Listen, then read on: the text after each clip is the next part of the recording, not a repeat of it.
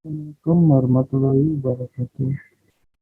Saya Nova Wisiti Putra dengan NIM 21813340883.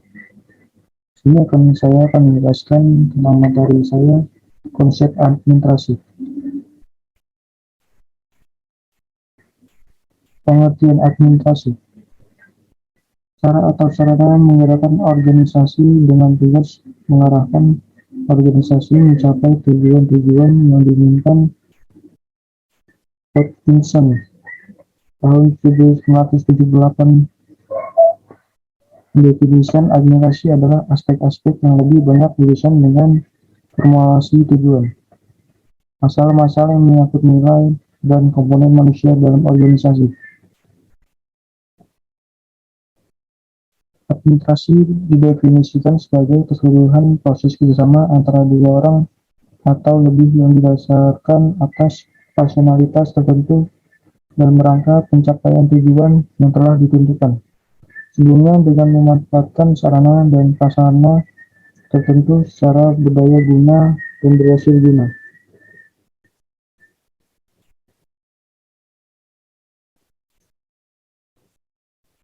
Ilmu administrasi merupakan hasil pemikiran penalaran manusia yang disusun berdasarkan dengan rasionalitas dan sistematika, yang mengungkapkan penjelasan tentang objek formal, yaitu pemikiran untuk menciptakan suatu keteraturan dari berbagai aksi dan reaksi yang dilakoni oleh manusia dan objek material, yaitu manusia yang melakukan aktivitas administrasi dalam bentuk kerjasama menuju terwujudnya tujuan tertentu.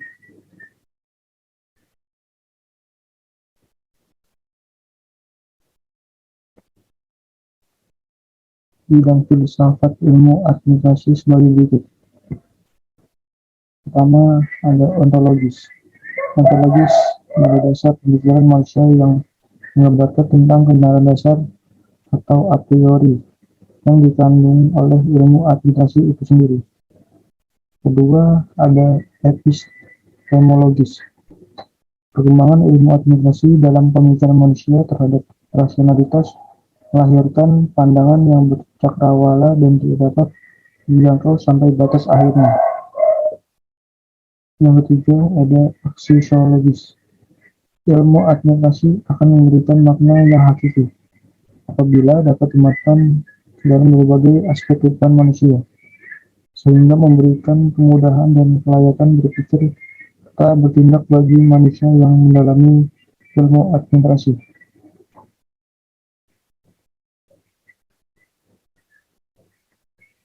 Administrasi sebagai filsafat. Definisi filsafat merupakan sikap terhadap kegiatan tertentu. Semua administrator memiliki filosofi, yang merupakan paduan sistem nilai cara yang disepakati administrator untuk menangani masalah organisasi. Contoh, keyakinan bahwa organisasi harus mencari pertumbuhan, efisiensi, kekuatan, pemimpin kuat, dan lain-lain. Sistem nilai individu ditentukan oleh norma-norma budaya dan pengalaman yang dia telah lakukan.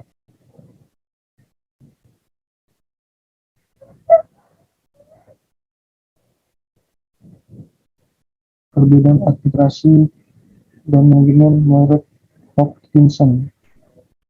Administrasi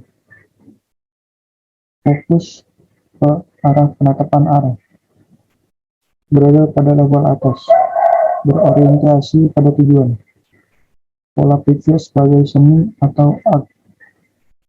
Manajemen fokus bagaimana mencapai arah yang ditetapkan, berada pada level menengah bawah, berorientasi pada kisaran cara mencapai tujuan, masalah teknis atau sains.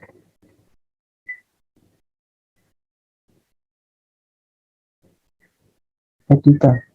Dalam tradisi filsafat, istilah etika lazim dipahami sebagai suatu teori ilmu pengetahuan yang mendiskusikan mengenai apa yang baik dan apa yang buruk berkenaan dengan perilaku manusia.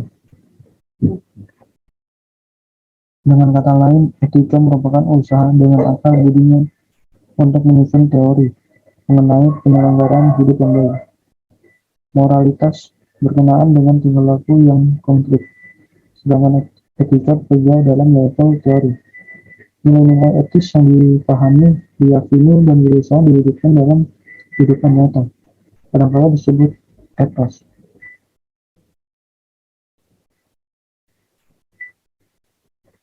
Etika dan administrasi. Etika adalah dunianya filsafat, nilai, dan moral. Administrasi adalah dunia perusahaan berhidangan. Etika bersifat abstrak dan berkenaan dengan persoalan baik dan buruk.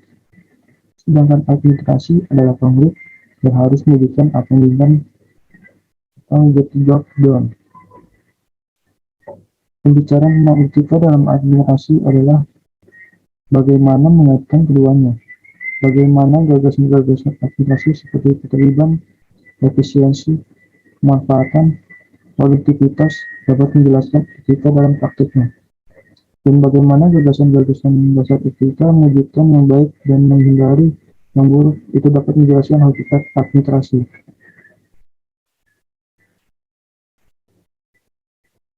Perkembangan etika. Pada tahun 1940-an melalui karya Leys mengatakan bahwa seorang administrator dianggap etis apabila ia menguji dan mempertanyakan standar-standar yang digunakan dalam pembuatan keputusan dan tidak menyelesaikan keputusannya semata-mata pada kebiasaan dan tradisi yang sudah ada.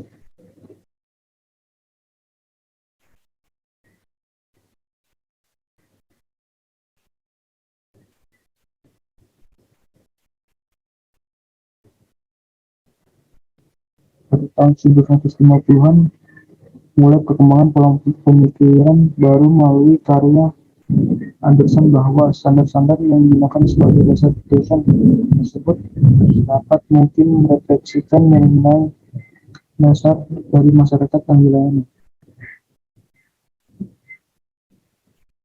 Tahun 1960-an muncul kembali pemikiran baru lewat tulisan Golembiewski, yaitu standar etika yang mungkin mengalami perubahan dari waktu ke waktu, dan karena itu administrator harus mampu memahami perkembangan dan bertindak sesuai standar-standar perilaku tersebut.